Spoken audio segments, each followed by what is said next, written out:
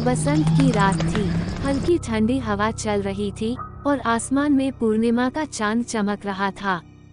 गांव की पुरानी हवेली के सामने बरगद का एक विशाल पेड़ खड़ा था, इतना पुराना कि उसकी जटाएं जमीन को चूम रही थी। वहीं पास में कुछ बच्चे खेल रहे थे जब राम जी की पत्नी उनके पास आई। आजी, आप कब से इस पेड़ को देखे जा रहे हैं? राम जी ने कोई जवाब नहीं दिया। वो फिर आएगी। पीछे से एक अजीब सी आवाज आई। राम जी के चेहरे का रंग उड़ गया। वो घबरा कर पीछे मुड़े। तुमने क्या कहा? राघव हंस रहा था। 22 साल का राघव, जो काले लेदर जैकेट और जीन्स में खड़ा था, मुस्कुराते हुए बोला। एक बाबा जी मिले थे, उन्होंने ने कहा कोई आने वाली है, बसंत में, पूर्णिमा की रात। राम जी की आंखें फैल गईं। वो झट से खिड़की के पास गए और उसे बंद करने लगे।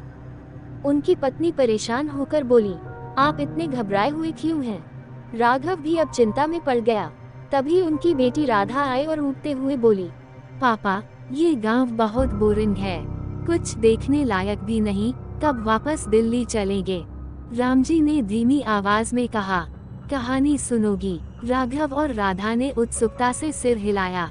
राम जी ने दिए की लौ पर नजर गड़ाई और कहना शुरू किया। गांव में एक पुरानी कहानी है, उसके आने की। राम जी ने कहना शुरू किया। बहुत साल पहले इसी हवेली में एक लड़की थी, पिचासिनी। कहते हैं वो गांव की सबसे खूबसूरत लड़की थी, पर वो इंसान नहीं थी, एक छाया थी। जिसने भी उसे देखा वो उसका हो गया, लेकिन जिसे उसने छू लिया वो कभी वापस नहीं आया। एक रात पूर्णिमा के चांद के नीचे गांव के साधुओं ने उसे पकड़ लिया। उन्होंने उसे बरगद के नीचे एक तांत्रिक यंत्र में बांध दिया।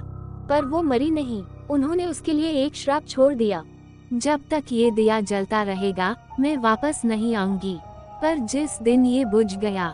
ये कहते हुए राम जी चुप हो गए। उनके साथ ही पूरे घर में एक सन्नाटा छा गया। कमरे में दिए की लौ हल्की सी कांपी और फिर ठक, हवा के एक झोंके से दिया बुझ गया। कमरा पूरी तरह अंधेरे में डूब गया। राधा ने हल्की सी चीख निकाली। राघव ने तुरंत मोबाइल की टॉर्च जलाई और झुंझलाते हुए बोला, अरे यार पापा, ये तो बस हवा थी, डरना बंद करो आप सब। लेकिन वहाँ बैठे हर शख्स की निगाहें डर में बरगद के नीचे टिक गईं, जहाँ कोई हल्का सा हिलता हुआ अजीब साया नजर आया। तभी राघव जोर से हंस दिया। ओह गॉड, आप सब इतने डरपोक कैसे हो सकते हैं डैड? वो जोर से बोला, रिलैक्स, वहाँ कोई नहीं है, वो बस एक कागज का टुकड़ा उड़ रहा था जो हवा से वहाँ अटक गया है।